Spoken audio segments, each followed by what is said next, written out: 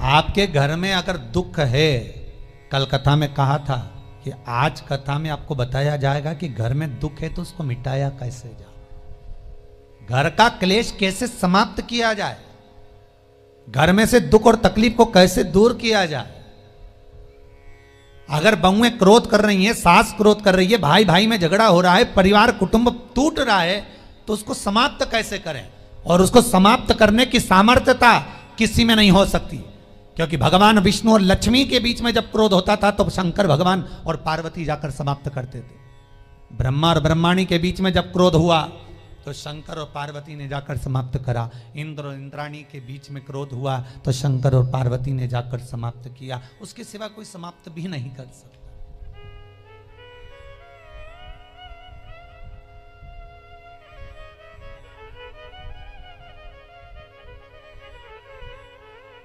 उसके सिवाय कोई जाम ही नहीं सकता।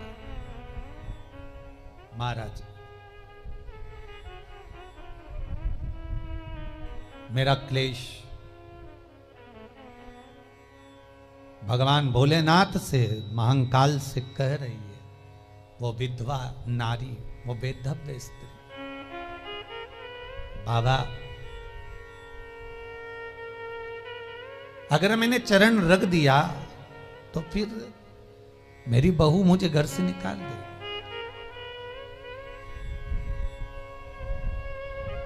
और बहू जो मिली है वो कर्म का भोग भोगने के हिसाब से मिली है।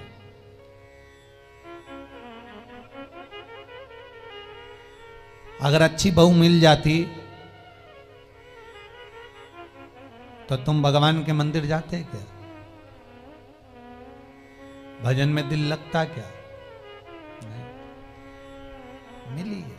कुछ ताने ऐसे दे देती है बहुएं, कोई सास ऐसा ताना दे जाती है, कोई बहू ऐसा ताना दे जाती है जो हृदय को कचोड़ जाता है। फिर वो घर से मन हट जाता है और भगवान में लग जाता है।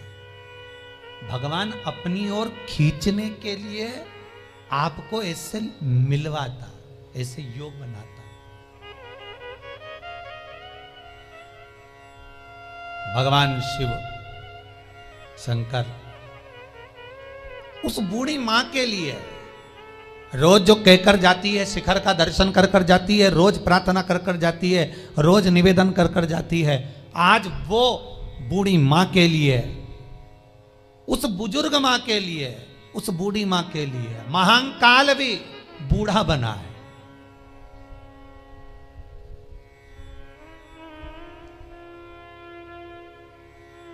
राम कथा याद करिए। तुलसीदास जी रामचरितमानस में लिखते हैं कि जब राम जी अयोध्या में वापिस आए, बुजुर्ग माताओं को बेटे के रूप में लग रहे हैं, किसी को पति के रूप में लग रहे हैं, किसी को पुत्र के रूप में लग रहे हैं, किसी को राजा के रूप में लग रहे हैं, किसी को प्रजा के रूप में। जैसी जिसकी दृष्टि होती है, सामने वाला वैसा नजर आता है। भगवान को देखने की जो भाव होगा, भगवान को देखने की जो दृष्टि होगी, उस दृष्टि से भगवान आपको उस रूप में नजर आएगा, भगवान उस रूप में दिखेगा।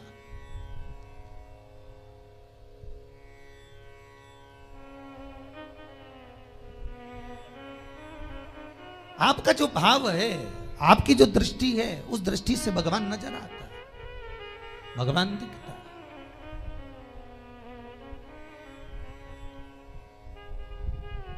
महाराज कृपा करिए, भगवान शंकर उस बूढ़ी माता के लिए बूढ़ा महाकाल बन गए, बूढ़ा महाकाल।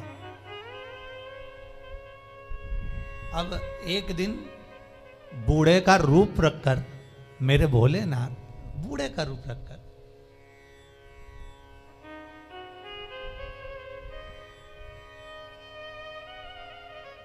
मंदिर के बाहर बिल्कुल रोड के किनारे बैठे हुए थे, बिल्कुल बाहर। ये आज की कथा नहीं है महाराज, पुरातन कथा।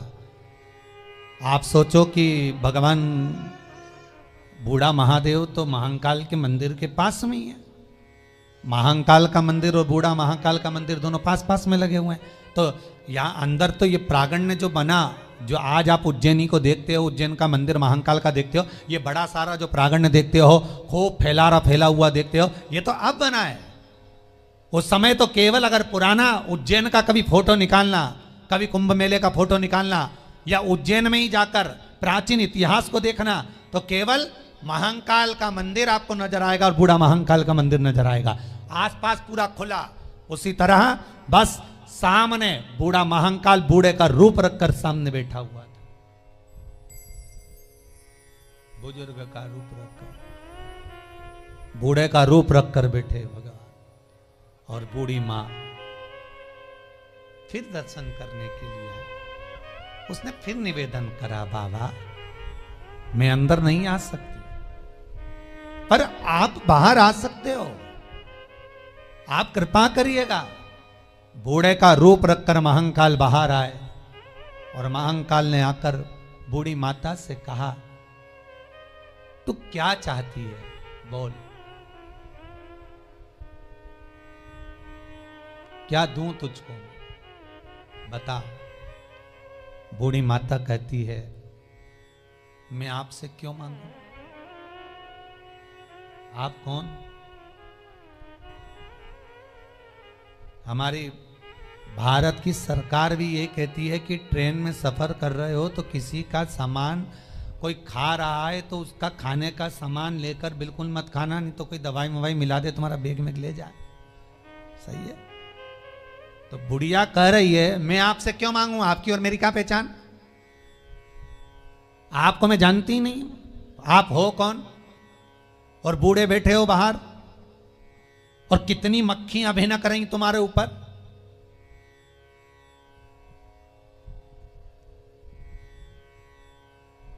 क्यों मांगू मैं तुमसे? भगवान कालों का काल महाकाल बोला, अरे ओ बुढ़िया, मेरे ऊपर जो मक्खियां दिख रही है तेरे को, वो तो तुझे नजर आ गई, पर तेरे ऊपर जो विघ्न की, परेशानी की, दुख की, तकलीफ की मक्खियां भिनक कर रही है, वो नहीं दिखी तुझको। तो बुढ़िया समझी कि बहुत विद्वान व्यक्ति दिखता है, बहुत विद्वान नजर आता। तो बुढ़िया ने कहा, आप हो कौन? शंकर भगवान मुस्कुराकर कहते हैं, अरे ओ बुढ़िया, तेरे घर में तेरी बहू तुझे धक्का मार कर निकाल रही है, ताने पर तानी दे रही है, अपशब्द पर अपशब्द कर रही है, तेरे लिए तो मैं मंदिर छोड़कर बाहर आया हूं, मांग ले, तुझे क्या चाहिए? बुढ़िया की आंख में जल भर गए, मेरा महाकाल आज मेरे लिए बूढ़ा बनकर बाहर आया, बूढ़ा बनकर। बस बाबा एक बार ऐसी कृपा कर दो, जैसा मेरा मन है आपके चरणों में रमा हुआ, मेरी बहू क्लेश छोड़कर आपके चरणों की सेवा कर ले, बस शांति हो। पूरी दुनिया में दो जगह पर बूढ़ा महादेव, एक बूढ़ा महाकाल, एक बूढ़ा सोमनाथ, उसके सिवाय कहीं नहीं मिलेगा, कहीं नहीं। शिव महापुराण की कथा कहती है, जिस व्यक्ति के जीवन में दुख ही दुख हो, बहू एक रत्ती की सुनने को तैयार ना हो, सास एक रत्ती की सुनने को तैयार ना हो। एक ये प्रश्न आया है,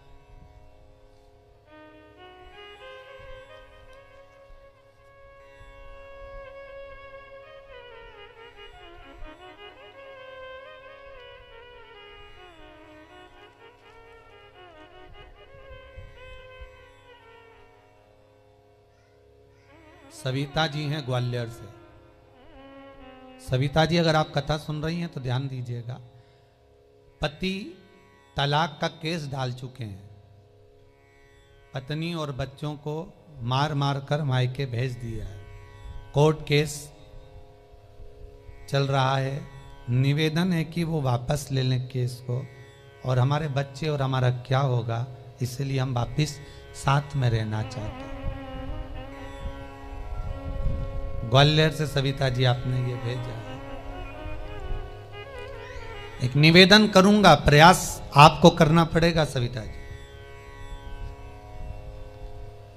या तो उज्जैन में या सोमनाथ में